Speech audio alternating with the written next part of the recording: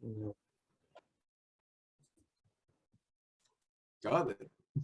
Good evening, everyone. Welcome to this evening's talk on Lucille Ball, presented by journalist Evan Weiner, who has been in sports writing and broadcasting for a number of years and 50 years. Wow, and has presented numerous lectures for us previously.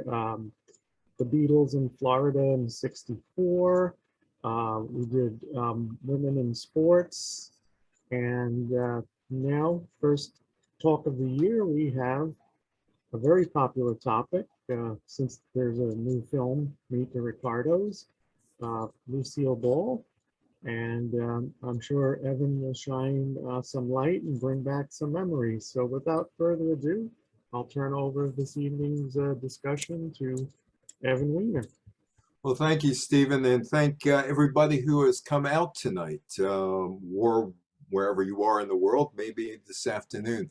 My name is Evan Weiner, and this talk came about thanks to a library because of the pandemic. I was doing a talk for the Chester, New Jersey library, and Donella, who has Steve's job at that library in central New Jersey, was doing the early days of TV. And we're coming to the end, and the last part of the talk is about Lucy, the most powerful businesswoman in Hollywood. And she says, what are you doing on August 5th? I said, why? She said, because I just penciled you in to do a Lucy talk on August 6th. I said, I have nothing prepared. She said, I know you. You'll come up with something. And I did, and it's turned out to be one of the most popular talks. I opened up the season in New Jersey, in one of the places in New Jersey, with the Lucy topic at a senior center. And we had 125 people, not for me, but for Lucy. It was their first talk since the end of the beginning of the pandemic. But anyway, that's how I got involved with Lucy, who, yeah, she was the most powerful businesswoman in Hollywood. And the story is quite remarkable because she should have never been anywhere near the success that she had. She was born on August 6th, 1911, Jamestown, New York, where there was a museum. And my comedian friend, Max Torcelli, said, got to do a road trip one day. We got to go up to the Lucy and Desi museum up in Jamestown, along with a comedy museum, because he's a comedian. I said, one day after the pandemic, we will do it. Anyway, so she's born in Jamestown, New York on August the 6th, 1911. And her father is a telephone lineman, and he dies of typhoid fever in 1915. And that leaves Lucille, a brother, and her mother, Desiree, alone with Desiree's father and mother, Fred and Flora Bell Hunt. Fred Hunt almost single-handedly derailed Lucy's career during the I Love Lucy show because of something that happened in 1936. She is the most unlikely of Hollywood moguls. At the age of 17, 1928, she left her upstate New York high school and home for Broadway. She's going to make it. She's going to hear the crowds, the roar of the grease paint, tripping the white fantastic. But she has to go to acting school. And in that acting school is Betty Davis, among others. And all of the teachers told her basically the same thing. You don't have it. Why don't you just go home? And she heard that a lot for a lot of years, an awful lot of years. Lucy would come up with the idea for Desilu about 2 decades after initially being rejected, 2 decades later, after initially being rejected in 1928, 1950. And she is the mother of Star Trek. Desi without Desilu. Because of Lucy, there's Star Trek. And that's the ending of Star Trek episode, the Desilu Production in association with Norway Corporation. The executive, she rebuilt the studio in the 1960s and was one of Hollywood's, she was the most powerful businesswoman in Hollywood and one of the most powerful businesswomen in the world. In 1962, she buys out Dezi Arnaz, complete control of the company. First woman to own a major studio. 3 of her shows, one with Desi, The Untouchables, and the other 2 Mission Impossible and Star Trek become quite successful as movies. But when she's a model back in 1928, and there she is in 1928, she's a Chesterfield cigarette model. And that's about all she did in showbiz. She was a cigarette model. She was also a nude model at art school. And to survive in New York, the story is she also did some tricks to survive in New York. And that's how she made some money. She washes out totally in New York. She has rheumatoid arthritis also in New York, and my wife has rheumatoid arthritis. And I can tell you that it's painful, hands, legs, and also that makes whatever she does on screen even more amazing. So she strikes out in New York. She heads to Hollywood. She's a Goldwyn girl. Don't get too excited. There were a lot of women who were Goldwyn girls, and basically they were extras in movies. And Lucille gets a part in a movie called Roman Scandals. And this is at the height of Eddie Cantor's popularity, making whoopee. Joe Franklin, if you're from the New York area, you might know Joe Franklin from Channel 9. And if you know, you can imagine him because I knew Joe. His office at 1440 Broadway was filled with newspapers and magazines all over the floor. And Richie Ornstein, his assistant, said, don't touch any of them. He knows exactly where everything is. But anyway, she's in this movie, Roman Scandals. And okay, she's in the movie. She's an extra. And she decides she wants to stay in Hollywood. And how do you stay in Hollywood? You become a stunt girl. Well, that woman there, Verita Thompson and my wife, Verita Peterson at one point, was a stunt girl. She was also Humphrey Bogart's special buddy, special friend over a 20-year period. And I asked Verita, who's a stunt girl roughly around 1938, about 4 years after Lucy, what do you do as a stunt girl? What do you do? And she says, well, you fall off horses. You jump out of burning buildings. You roll in the dirt. You risk your body. Well, you know, Lucille Ball had rheumatoid arthritis since she was 17, 1928. The pratfalls become more difficult. But she tries, and Buster Keaton sees her, the great silent movie star of the 1920s and beer commercial salesman in the 1960s. Anyway, Buster Keaton sees some comedic promise in her and says, hey, I'll help you. I'll help you. Timing, ability to use props for laughs. I'll show you how to perform physical comedy without getting hurt. And then he calls Harry Cohn over at Columbia Pictures and says, Harry, I got a girl for you. All right, Buster. All right. What do you want? Her name's Lucille Ball. Give her a tryout. Harry, you can't go wrong. Columbia Pictures produced the Three Stooges shorts. And there she is. Notice how she towers over Mo. She was 5'6.5". Mo was about 5'2". And the reason I know this is that Warner Wolf, the former sportscaster in New York at Channel 2 and Channel 7, his father, Jack Wolf, replaced one of the Three Stooges after the Stooges left Ted Healy for Hollywood. And I said, and Warner's only about 5'3". I said, how tall was your father? He said, same size as Mo. I said, how tall? 5'2". Anyway, she gets her big break. She's in there with a Three Stooges two-reeler short, one of those 16, 18-minute jobs that open up things at the theater. So she lands this contract with Columbia Pictures, and she's in this thing called Three Little Pigskins. And that would be her first venture into the world of comedy. She would always credit the Stooges with introducing her to slapstick and physical comedy. You know, getting hit like that, getting your nose pulled, your hair pulled, and all that other stuff, pies in the face, walk this way. Anyway, that's where she gets her first credit. But Harry Cohn dropped Lucy because he didn't think she had any talent. So it's on to the next venture, which is RKO Films. Now, she's in this movie called Stage Door with Ginger Rogers. Now, apparently Ginger Rogers' mother became sort of a mother figure in Hollywood for starlets or people who want to be starlets. And by this point, Lucy is 26, so she's certainly no starlet anymore. And Ginger Rogers' mother used to tell the young women, go to bed with the studio bosses, it would help you. There is the story that Lucy never really made it all that big because she had small breasts. That was one of the things that prevented her, allegedly. True or not, she didn't make it.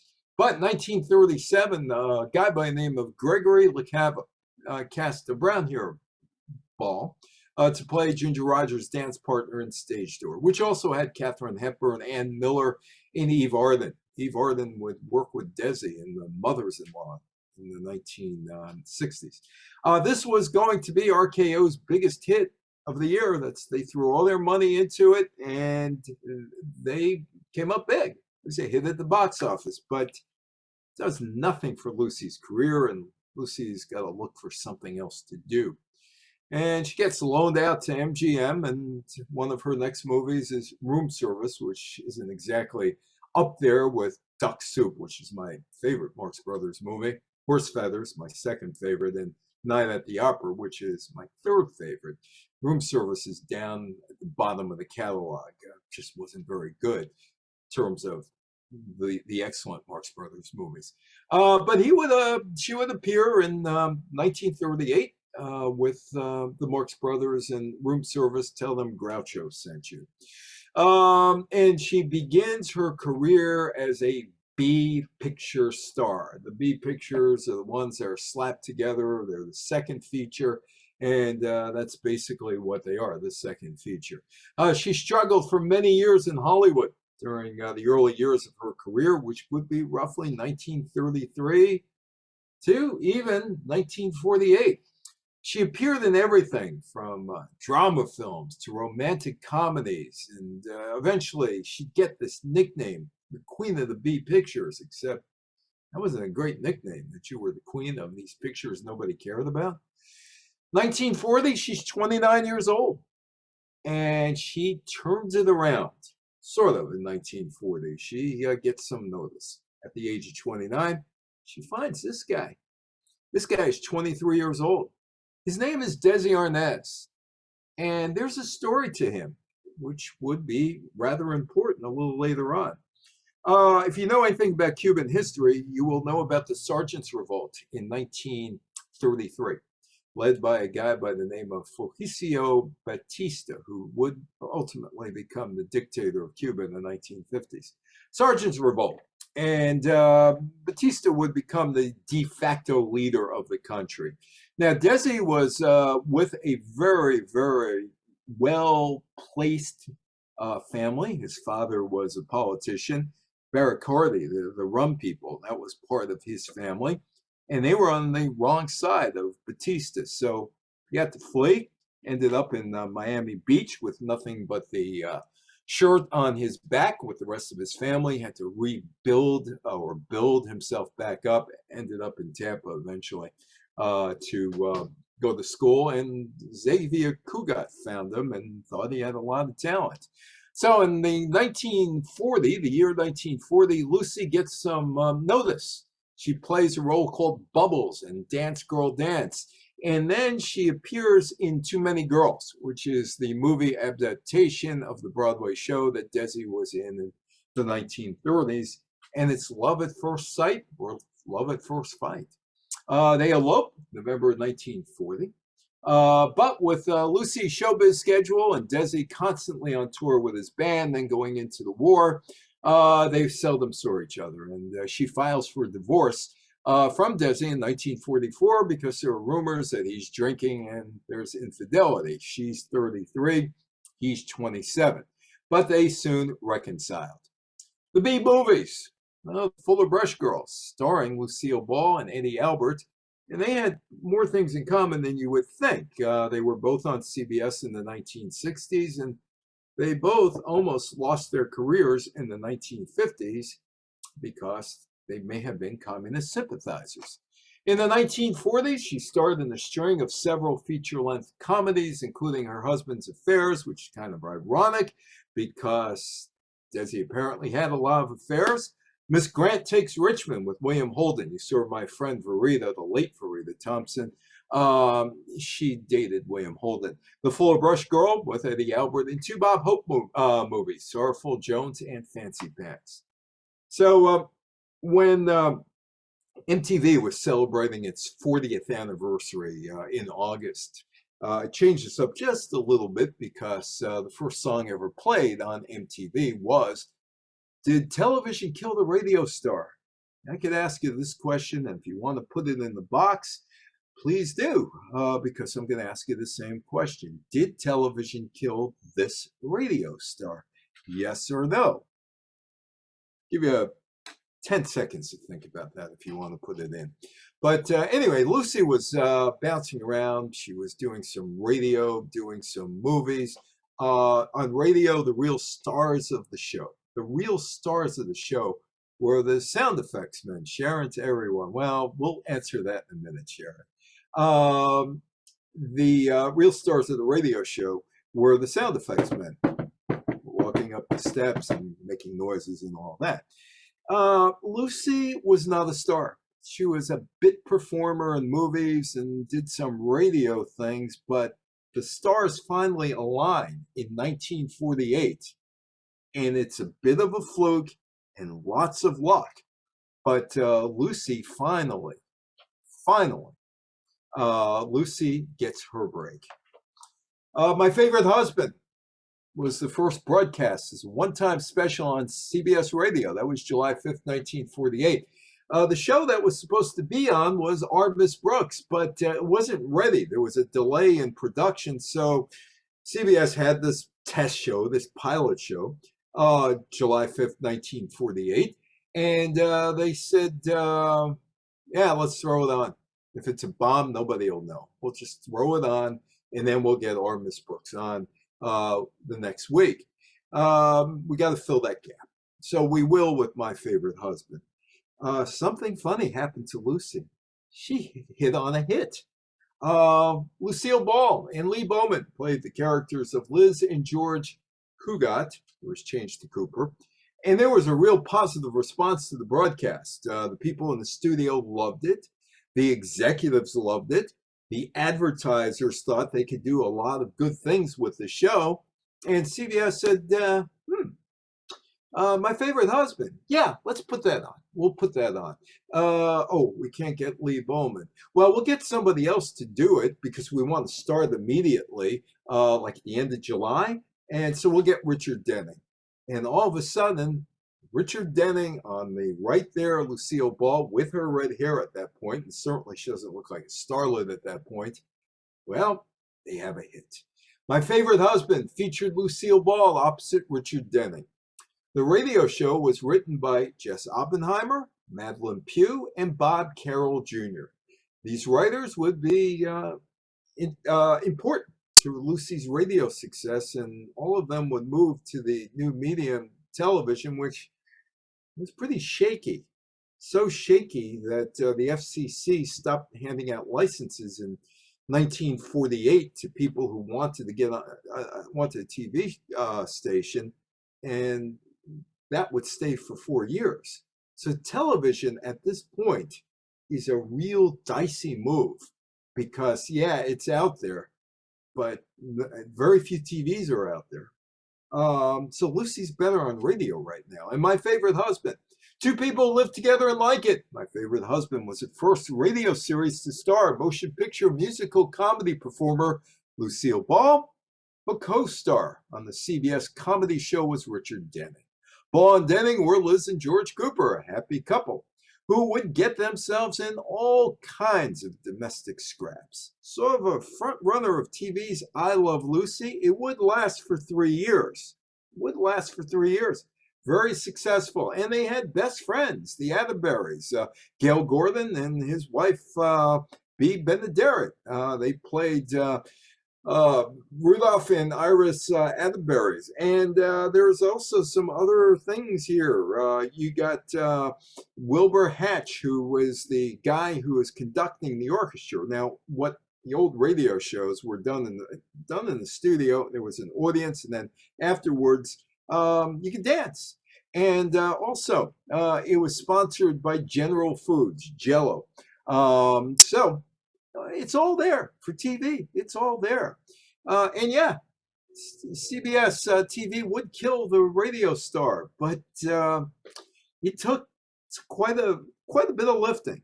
In 1950, CBS approaches Lucille Ball about doing a weekly program on television. And of course, she's 39 years old. She's going to jump at the chance, even though the license were frozen in 1948.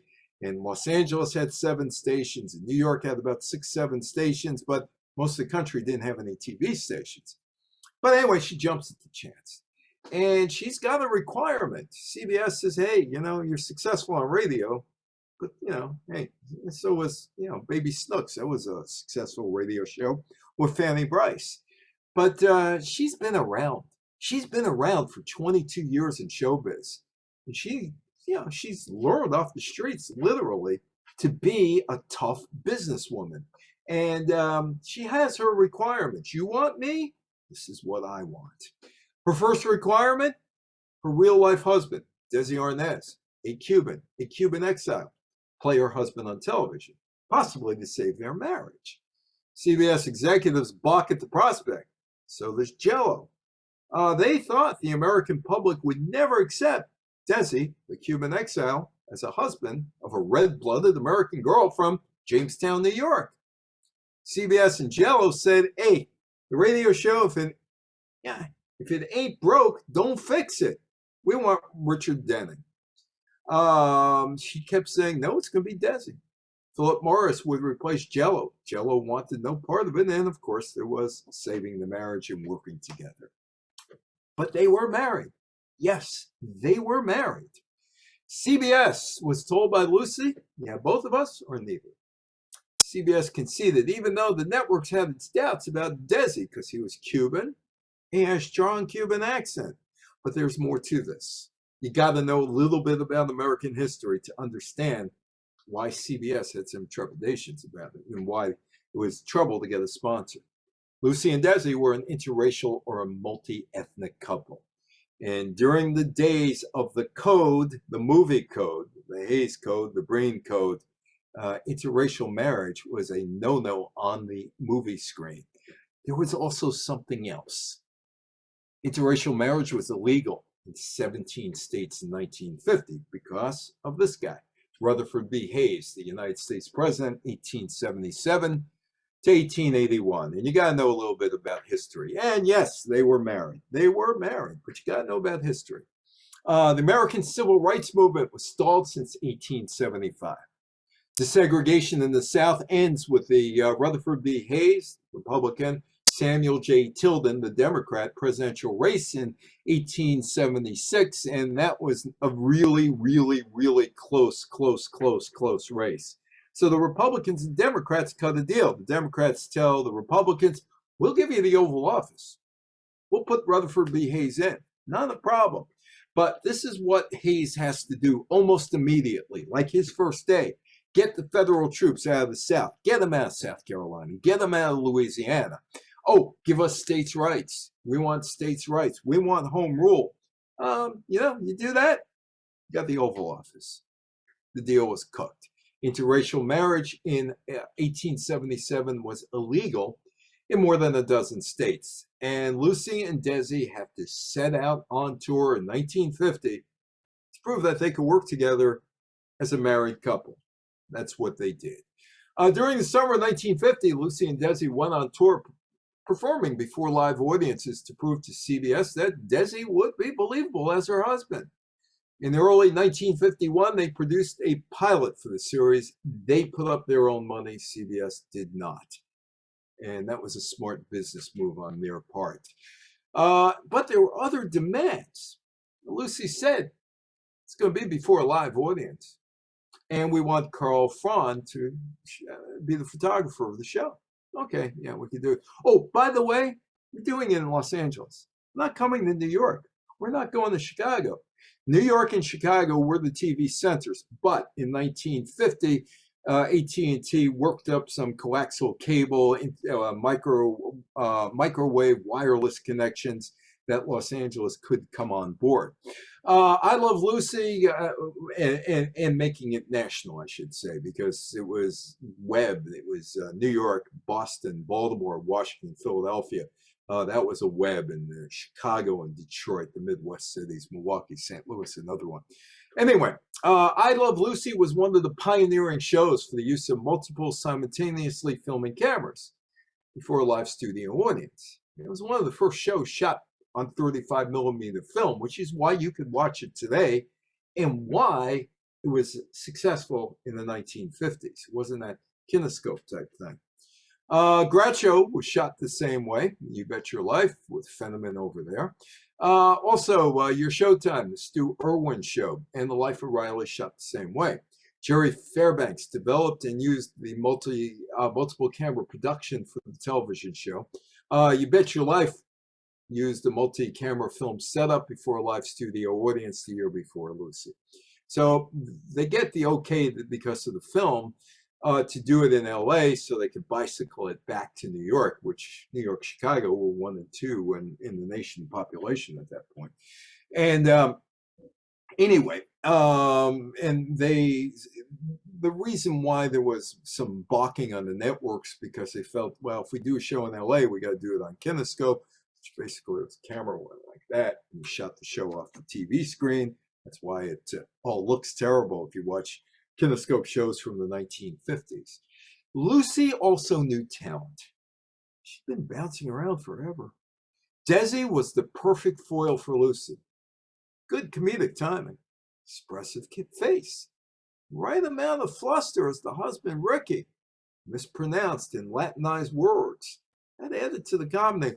Lucy Splain. Within 4 months of its debut, Lucy was the #1 show in New York, and the national audience soon followed. It's a smash hit. It should go on for 5-6 years until they run out of ideas, which every show inevitably does. It's a smash hit. It's a great hit. It's a great big hit. But CBS should be happy. They are, but there is a problem. Another problem. Hey, they overcame the interracial marriage because nobody cared. Nobody thought much about Desi and Lucy being an interracial couple. There was also something else that happened the first year, which would be integral to the success.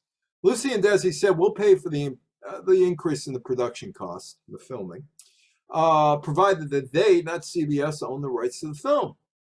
Brilliant business move. Absolutely brilliant. They didn't go to Wharton. They didn't go to Stanford. They didn't go to Harvard, Yale, NYU. They didn't go anywhere. No one at the time thought anybody would ever watch a rerun. So CBS thought, hey, got a bunch of suckers here. They want to own the show? Good. Let them own the show. Desi and Lucy received ownership rights to the show. They took a $1,000 each salary pay cut over the 39 weeks. Okay, we get through that, but pregnancy becomes a major, major, major problem, and it almost kills the show after 39 weeks. Lucy and Desi almost end I Love Lucy after they found out she was going to have a second baby. It's 1952 America. 1952 America. It's the year before Hefner, although it's the year that Hugh Hefner came up with the idea for Playboy magazine, and he thought America was too pure then, and may have had a point here. In 1952, America was too racy for a visibly pregnant woman to be on TV. Television had a lot of censorship, far more than you would think in 1952, starting with the Caravan of News on NBC, where R.J. Reynolds censored the Korean War, as a matter of fact, in 1950. Lucy and Desi were not allowed to say the word pregnant, although Desi did say the word pregnant in Spanish, but that went through the censors' heads, as some Spanish people have told me watching the show back there. Jess Oppenheimer to the rescue, comes up with an idea. There's Desi with that expressive face. There's Lucy looking admiringly at Jesse. That's the breakup party for the various year that we'll see again in August when we pick it up after a 13-week respite. Oppenheimer was the showrunner, show producer, the head writer. He has an idea. Suggested that Lucille Ball's pregnancy be written into the show. Apparently, in 1952, a visibly pregnant woman had never appeared on stage or television before, so this was the thought. Big risk for all concerned. Lucy Desi Oppenheimer from the creative end, CBS and the show sponsor Philip Morris. However, they were wrong. There was a show, The Mary Kay and Johnny Show, in 1948, which was on Dumont, so probably nobody saw it because it was on Dumont. Mary Kay Stearns featured a pregnant Mary Kay who actually slept in the same bed as her husband, which became a no-no in the 1950s on that TV show, The Mary Kay and Johnny Show. So yeah, there was some precedent, but nobody took that show seriously. Storyline worked. CBS allowed Lucy to appear on screen during her pregnancy, and some of the scripts addressed the topic. However, the executives at CBS wanted to make sure the episodes wouldn't cause too much of a stir. I mean, as a pregnant woman, the biggest star on CBS at that point, she's pregnant. Can't have that, right? Lucy and Desi. In the early fall, according to Lucy in her book, when I was beginning to look pretty big, we did 7 shows concerning my pregnancy.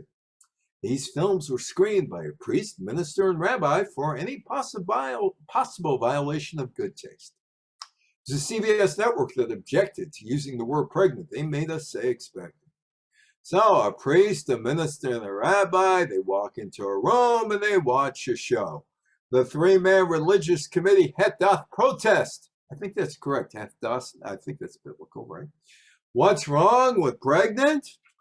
According to Lucy, they were hardly in favor of what we were doing, showing motherhood as a happy, wholesome, normal family event. The pregnancy. Oh yeah, Lucy also wore pants. She also wore pants. Women didn't wear pants on TV. Mary Tyler Moore wore pants in 1961 and nearly got thrown off the Dick Van Dyke Show. She looked better than the audience, according to CBS executives. That's why she had to take off the pants, but she never did. She wore the pants in the Dick Van Dyke Show. So here we are, second season, 52-53, Lucy's pregnant. She can't do an entire 39-week episode production, and she would miss a program here or there. At that point in TV, you just show the program once, and that was it, because they didn't think anybody would ever watch a rerun. Well, it's a problem. She can't be there for all 39 shows. So Desi and Oppenheimer come up with this idea. Rebroadcast some of the episodes from the first season. What do you mean do that? Just pull them off the shelf. We got 39 of them. Just give it to CBS. The reruns were rating winners and created a new area for TV called syndication. Now, they get a little lucky in 1952 because the FCC decides that the freeze is over. They figured out frequencies in VHF and even UHF at that point in how to space television signals from city to city. So there are about 100 stations that come on board in 1952. And a lot of these people had never seen the Lucy Show. So this is the first time they're seeing the reruns and the new shows, and the ratings were great. South Dakota did not have a TV station until 1954. So you can see that there was an audience out there that had never seen the original I Love Lucy. In fact, only 10 million people had the availability for TV in 1951. So Desilu invents the concept of the rerun. They used the profits from the I Love Lucy show syndication to grow the studio, and because of that, Lucy and Desi were television's first millionaires, now about $13 million, 13 times the amount of money. Oh, about the pregnancy. Funny thing about that. Here's Dwight Eisenhower being sworn in by Earl Warren. Oh, there's Richard Nixon, who I dealt with, actually, 1985 and 86.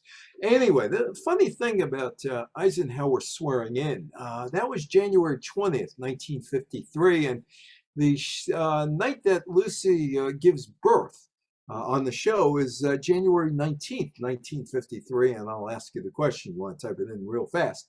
Who had the bigger audience? Was it Ike or was it Lucy? Now, of course, Lucy's on Monday night, 9 o'clock, and Ike is taking office Tuesday at 12 o'clock.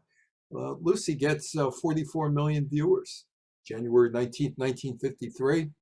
Eisenhower gets 1/4 less or so, 29 million viewers. The pregnancy, okay. Lucy gives birth to little Ricky, and they're the ratings winners.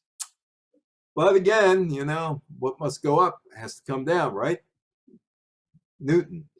Lucy runs into yet another problem. Hey, they survived the interracial marriage.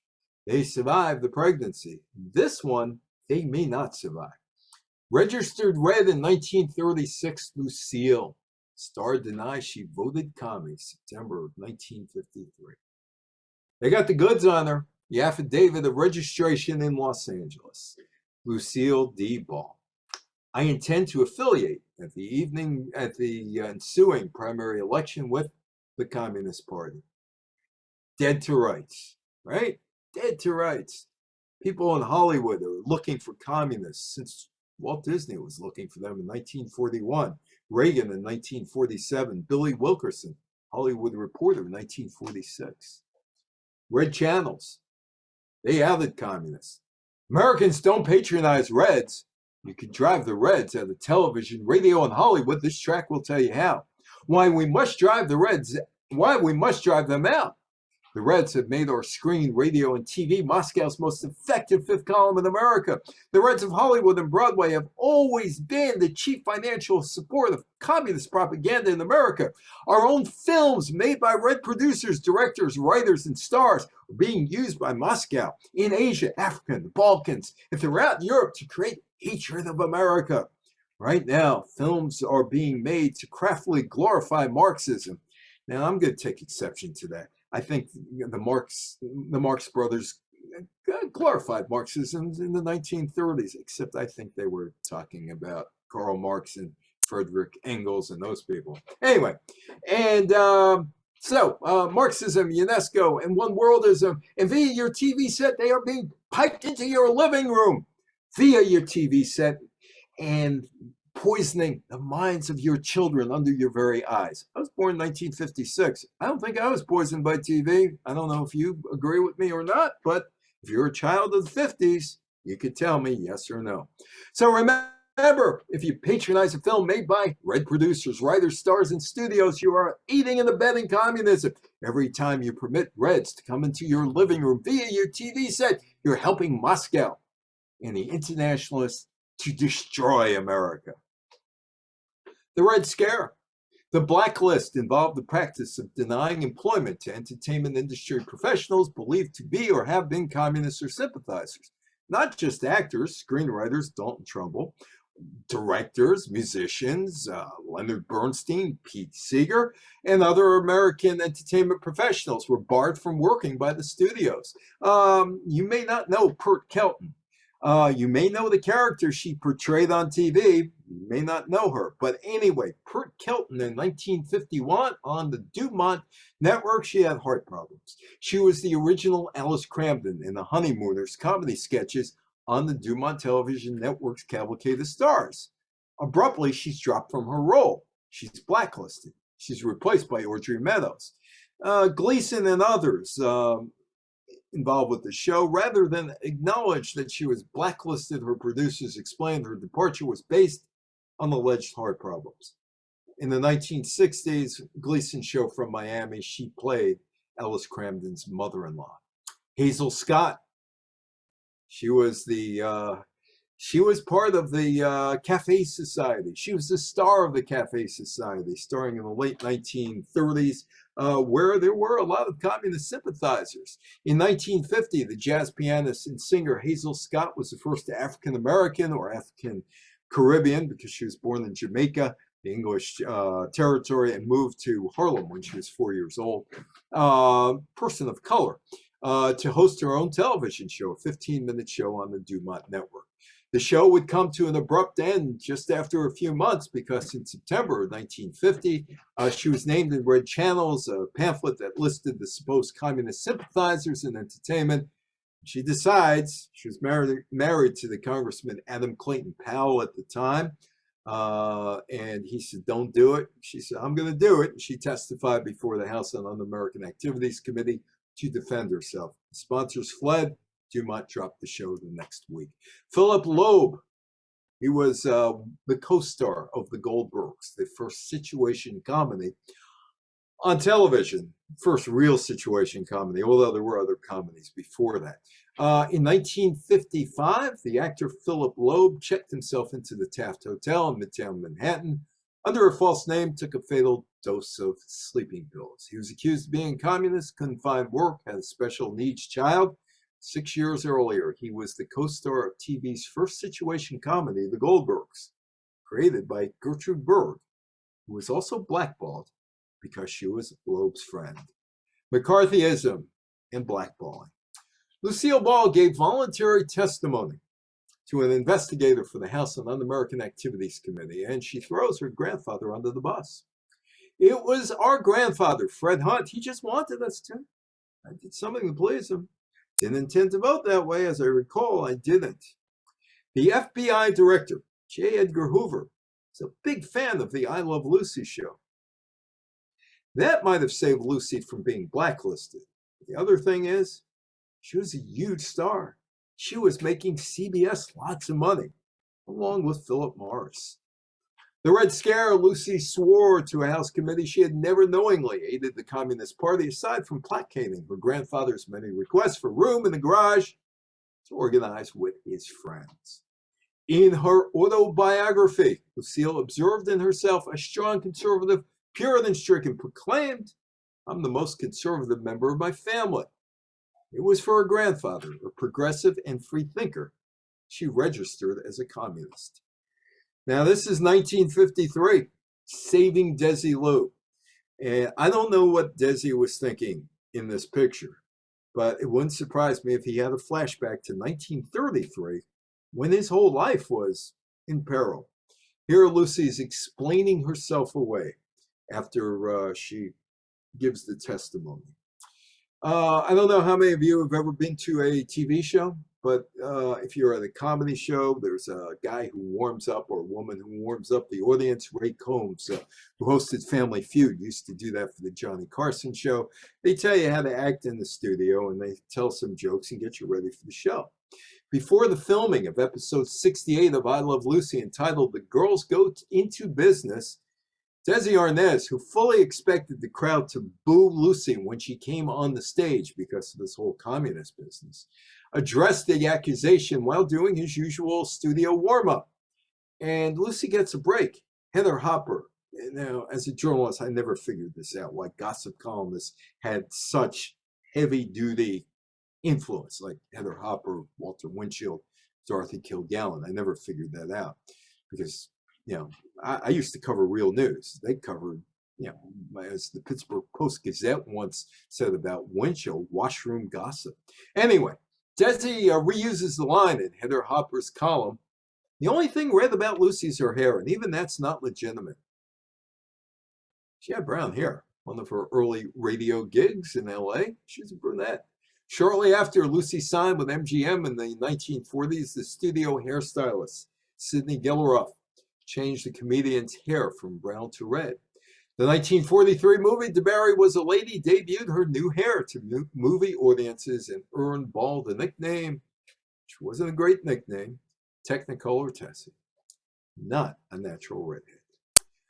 I worked for a guy by the name of Selig Adler around 1978, and he came out of the Confidential group, Confidential magazine, and they were kind of accurate with a lot of the stuff they said, but they got a lot of their stuff that they said kind of underhandedly, very underhandedly.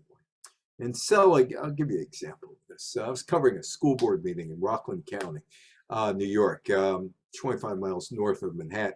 And Georgette Hyde was the chairperson of the East Ramapo School Board. She was a Holocaust survivor. And yeah, it was just a regular school board meeting, but Selig wanted me to say, dude, she wore a short skirt with a revealing top and heels as she addressed the crowd. That was the kind of thing that Confidential did, and that's the kind of thing that Selig did. I went to work for him very much longer, but I got fired before that. But anyway, Confidential magazine. Low down. Does Desi really love Lucy? Confidential magazine. Desi was cheating on his wife, Lucille Ball, according to Confidential in 1955. I knew Desi was inviting me for more than a drink, said the babe. It was a story from the 1940s. When Arnaz and Ball were separated. Oh, the babe quoted, she was a prostitute on Confidential's payroll. It was both safe and lucrative to run a story entitled, Does Desi Really Love Lucy? Really tough gig, very tough gig. She caught colds, had crying spells, broke 2 fingers, sprained her ankle 3 times, pulled the tendon, sweated off 19 pounds, came down with a virus, went on hiatus, recovered at the beach. She fainted on stage, fainted again on stage. The production crew set up an oxygen tank for her on her wings, and she fainted again. By 1946, Lucy had had enough, as did Desi. The strain and the grind of the show really got to them. The business of I Love Lucy. CBS buys the rights to 180 shows in 1957. And with that, the rerun industry is really born, and they get $5 million. Bargain, because today it'd be about $65 million. Seinfeld won for what, $250 million, $500 million. Friends won for that kind of money. With that money, Lucy and Desi would purchase the RKO studio lot in Culver City, where she bombed out. In Hollywood, Culver City, to film other shows. Filmed in Hollywood by Desilu. It's copyright 1952. The lot in Culver City would be the outdoor setting for several films and numerous TV shows. Make Room for Daddy, Andy Griffith, Mission Impossible, Hogan's Heroes, Batman, Star Trek, That Girl, and many, many others would be done on that lot. Oh, whatever happened to My Favorite Husband? It was canceled on radio in 1951 because Lucy went over the TV. But she would have a piece of the show eventually. CBS on TV. CBS put My Favorite Husband on TV in 1953, starring Joan Caulfield and Barry Nelson as Liz and George Cooper. Now, the show would run about 2.5 seasons, from September 53 through December 55. First 2 seasons produced over near the Grove, the Farmers Market, the Bob Barker studio now over at CBS Television City. The show would switch for a 3rd season and be filmed at Desilu, which meant Lucy was getting money off of the show that propelled her onto TV. But the show didn't last long, about a third of the season, 1955. So they're done by 1957, but there's still some life left into the Lucy and I Love Lucy franchise. 1957, Desi's done with a half-hour situation comedy. Turns down $80,000 per episode. Do the math, and that's about $3 million. Plus $30,000 to repeat. Do the math. That's about $420,000, so about $3.5 million altogether to do another season. And he says no.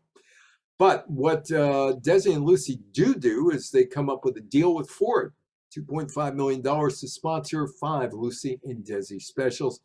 And Ford was pretty free with money in those days because they were introducing the Edsel. And the Edsel, which was the biggest bomb until the DeLorean came about 1982, 83. And Desi also had some health problems. They had some other shows on, the Ed Southern Show and the Untouchables. Lucy was, well, maybe more than partially responsible for moving most of the American television production from New York to Los Angeles. What was left in New York, quiz shows, news shows, and that's about it. There wasn't very much left in New York. Ted Mack's Amateur Hour, Candy Camera, and that kind of fare. Another show would come on the horizon, the Westinghouse Desilu Playhouse, and this would spawn two shows. It ran on the Columbia Broadcasting System, which is now known as CBS, between 1958 and 1960, and 3 of the 48 episodes served as pilots for 1950 television shows. The Twilight Zone, 1 episode, and The Untouchables, 2 episodes. Lucy makes her in-name producing debut in 1959, an episode of the Westinghouse Desilu Playhouse. Rod Serling. Hey, guess who discovered Rod Serling? Lucy and Desi. Fall 1958, Rod Serling writes The Time Element, starring William Bendix. Show gets a lot of positive reviews. And instead of going back to Lucy and Desi, CBS programmers call him and say, hey, how'd you like to do that show for us? And they give him the go-ahead for a science fiction fantasy anthology series, which would be called The Twilight Zone. Debuts in the fall of 1959. Remember what I said? Lucy knew talent? Certainly did with this one. And there was the Untouchables, Robert Stack as Elliot Ness. I knew a guy who actually knew Elliot Ness, and he said that Elliot Ness's Untouchables showed that Elliot had a great deal of fantasy in his writings. But anyway, it becomes a hit show on ABC. Desilu Playhouse airs a 2-part drama called The Untouchables. Paul Monash adopted the 1957 memoirs of the Treasury agent. The G-Man, Elliot Ness, out of Chicago. He's played by Robert Stack, and of course he's going after Capone's boys, although you never see Capone, it's Frank Nitti. CBS passes on the show. The Untouchables became a hit on ABC and ran for 4 years, 59 to 63. But inevitably, the split finally comes in 1960, and they get divorced. Lucy files for the divorce, charging Desi with extreme cruelty and subjecting her to grievous mental suffering. I tried so hard to be fair and solve our problems, but now I find it impossible to go on. But the split was amicable, and they remained friends and still owned Desilu. And Desi and Lucy decided they got to get some money into Desilu, and how are they going to do that? Well, they're going to do that by having another show, and it's called The Lucy Show. Desilu is on the ropes as far as shows go, and Southern Show gone, Angel and Guess What Ho gone, Untouchables. Untouchables runs into a whole bunch of problems, including the Italian Defamation League, which told Lucy and Desi, not every Italian commits crimes. Why don't you reflect that? And they did, and they anglicized names, and the show's ratings went like that, right down the tube. So Desi talks to Lucy and says, hey, we need to get some money into this thing. Let's call CBS and let's get you back on the air. See, network says, what? You coming back? No, we don't need you. No, we don't need you. I'm Lucy. Which money do I make you? All right, what do you want? We're going to do a show. We're going to do a show. Okay, what kind of show? And we're going to get Vivian Vance in the cast. She's going to be, Ethel. Lucy. I Love Lucy really works. There are 2 storylines within there. Fred, Lucy and Desi, and Ethel and Lucy. Those are the 2 main storylines. So she wants Vivian Vance back. Okay. I want my old time slot back. No. How much money do I make for you? Okay, we'll give you your old time slot. Oh, and by the way, Vivian Vance's character, she's going to be divorced. I'm going to be a widow. She's going to be divorced. You can't have a divorced woman on primetime TV. Yes, we can. No, you can't. Who are you talking to? All right. The sidekick, Vivian Vance. In 1962, Desi decides he wants out of Desilu after the debut of the show. She pays Desi $2.5 million and buys out his 300,350 shares of stock. And she is now the boss. She is in control. And she breaks the glass ceiling without, women's liberation. In fact, this predates Betty Friedan's book, The Feminine Mystique. It predates Gloria Steinem going undercover for Show magazine, working at the Playboy Club. Predates Bella Abzug, Shirley Chisholm, and a whole bunch of leaders of the National Organization of Women. Lucy just did it. She just did it. No big talk there. She just did it. November 62, Desi resigns as president. And Lucy becomes the most powerful woman in Hollywood, one of the most powerful women in the world, business-wise. She owns the studio. Oh, the hair is still red. There's she and Vivian Vance. She decides that she wants a show in color in 1963-64. The reason? Shows will be more valuable in syndication if they're in color than in black and white. CBS doesn't put any shows on until September of 1965 in color. In fact, the Beatles' last appearance in the Ed Sullivan Show, September 65, black and white. So Lucy, the businesswoman, is thinking these shows are going to be more valuable when they're in color. She goes into syndication, forms a syndication company. Good for me. I was 8 years old at the time. It was Jay Ward's Fractured Flickers. The Fractured Flickers. Took stuff out of the Rocky and Bullwinkle Show. Took Snidely Whiplash out. It took Dudley Do-Right out. Peabody and Sherman. Edward Everett Horton doing the old-time history thing and all that other stuff. Great for me. I love the show. Okay, she's got that show out in syndication. And she keeps most of the people around, and she takes their advice for a lot of things, except for one idea. Mission Impossible comes across the board of directors' desk. They say yes. Lucy looks at it. Yeah, fine, gonna be a hit. During Lucille Ball's time as the prime owner, Desilu develops these shows: Mission Impossible, Mannix, and Star Trek. Well, 2 of 3 would be pretty good, right? And that's what the board of directors thought. 2 of 3, yeah, be pretty good. Where no man has ever gone before, or should I say, where no woman has ever gone before. Star Trek. William Shatner was just shot up in a suborbital space mission.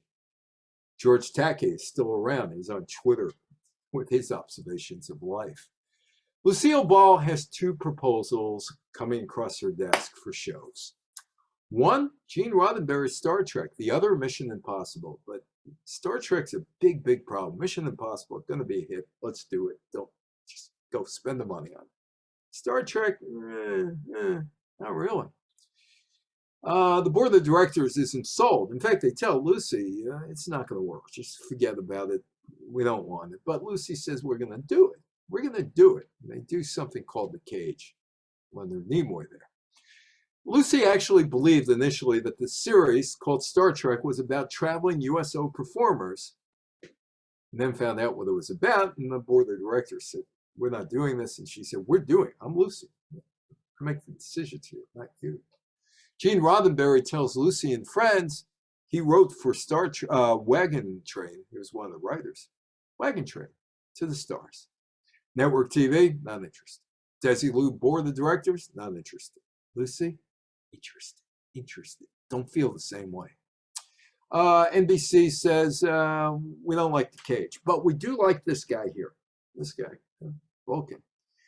Leonard Nimoy, Boston, Massachusetts. If anybody's from here from Boston, his father cut all the hair of people like Leonard Bernstein and Barry Morse.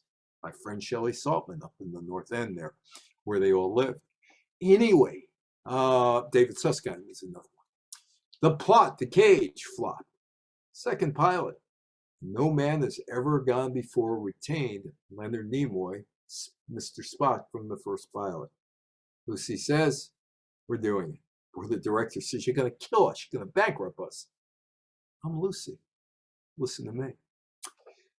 Well, she was right. Star Trek's worth billions of dollars now.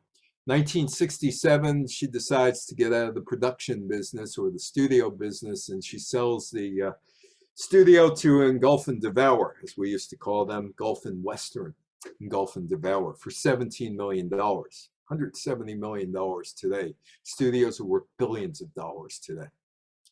So Gulf and Western had just acquired Paramount Pictures. It was renamed Paramount Television. Today, it's called CBS Television Studios and has a piece of This is Jeopardy! Lucy establishes her own production company, Lucille Ball Productions, in 1968. Comes up with a new series, Here's Lucy. Program runs until 1974. Several years of rating success, and then let's try the movies again, and she bombs out in the movies. Here's Lucy was should have been the last TV show, and it wasn't. The assistant professor, Lucille Ball, at Cal State Northridge, just north of Los Angeles, where they had the big earthquake in 1994. She teaches an 8-week class on comedy there. She hasn't lost the touch in the 1980s. Lucy and Tom Cruise, All the Right Moves, done by Lucille Ball Productions. Tom Cruise is a high school football player, wants to get a college scholarship. Why? Doesn't want to end up in the mills like his father and his brother. Comes out in 1983. Gary Morton, her second husband, the former Borscht Belt comedian, was also a producer along with Philip Goldfarb and Stephen Deutsch. Now, Lucy had told Barbara Walters that she knew when to get off the stage. I was friends with Robert Merrill. Remember the opera? The tenor, the opera. Anyway, Robert Merrill lived in New Rochelle, and I lived real close to him, and I got to know him a little bit. My wife sung opera, was on Broadway. And one day he says to me, hey, do you know what the difference between me and Sinatra is? I said, about $1 billion. He said, well, besides that. I said, no, what's the difference between you and Sinatra? He said, I knew when to get off the stage. Lucille Ball told Barbara Walters, I'll know when to get off the stage. She didn't. She was in the movie, TV show. I've got to get my thing back going here. Okay, we okay here? Okay, so anyway, so All the Right Moves is a big hit. Then there's Life with Lucy. She's 75 years old, and it just doesn't work. It's terrible. ABC had ordered 13 weeks of the show. They cut it after 8 weeks. It was just that bad. And that should be the end of it. She should be done. Her last appearance, 1989. She's 78 years old at the Academy Awards, and she would die soon after that. And that should be it. She should go into, obscurity, like Gertrude Berg and Mary Kay and Hazel Scott, and Dinah Shore. Well, Dinah Shore is still around then. All those other stars of the early 1950s. Martha Roundtree, who created Meet the Press. But she never faded away. I Love Lucy. So does CBS. So do others. Lucille Ball paved the way for women to be taken seriously in business in the 1950s and 60s. She was the artistic head of Desilu. I Love Lucy is still making money for CBS more than 64 years after its final show. In 2012, when was the last time that CBS publicly spoke about how much money that she was making, less movies, that said the show was making the company $20 million annually, and it's probably making the company even more today, because you're talking 10 years ago. Not done yet. Not done yet. Amazon, original movie. Nicole Kidman, Javier Bardem, Being the Ricardos, written and directed by Aaron Sorkin. 3 of the events that I talked about were all condensed into 1 week of Being the Ricardos. And it takes place over a week, during which Lucy and Desi encounter a crisis that could jeopardize their career. It's a Hollywood story. She's pregnant, accused of being a communist. Nicole Kidman and Javier Bardem star. The biopic was written, directed by Aaron Sorkin. Sorkin allegedly had no idea when he started the project that Lucy was accused of being a communist back in 1953. And another film is going to come out this year, done by Ron Howard, who worked on the Desilu lot and the Andy Griffith Show. Amy Poehler is doing that. She's directing a documentary for Ron Howard's Imagine Documentaries and White Horse Pictures on Lucy and Desi, which is the title, about the personal and professional partnership between Lucy and Desi. The film will be screened. Well, it's supposed to be screened, but Omicron is gotten in the way, so it's going to be done on Zoom. At the Sundance Film Festival in Park City as part of the Sundance schedule. And wait, there's more. There's more. Lucille Ball's revival in 2021 at the age of 110. Let's talk to Lucy. That came back on Sirius XM radio last summer. Let's talk to Lucy. CBS radio interview show from 64 and 65 when she did it. And it was on Sirius XM radio. The new show done by her daughter, Lucy, built from the recordings of conversations with some of the biggest names in Hollywood history up until then. 240 episodes featuring people like Frank Sinatra, a very young Barbra Streisand, Carol Burnett, pre-Carol Burnett TV show, and Bob Hope. She hasn't faded away. She's 110 years old, and she is hot. She remains hot. I want to thank everybody. We'll open up for questions and comments. Thank you, Stephen, for inviting me and talking, and the floor is all yours. Everybody for showing up and sticking with me all night, or all day, or all afternoon, depending where you are. And I want to thank Stephen for inviting me. And we Thank you for a great program. Thank you. Thank look you. forward to some more presentations, and we wish everybody a great evening and a wonderful week ahead. All the best. Okay, we will speak to you soon. Everybody stay healthy, stay safe, have a happy new year, and thank you, Stephen, for inviting me. My name is Evan Weiner. Have a good night. Bye-bye.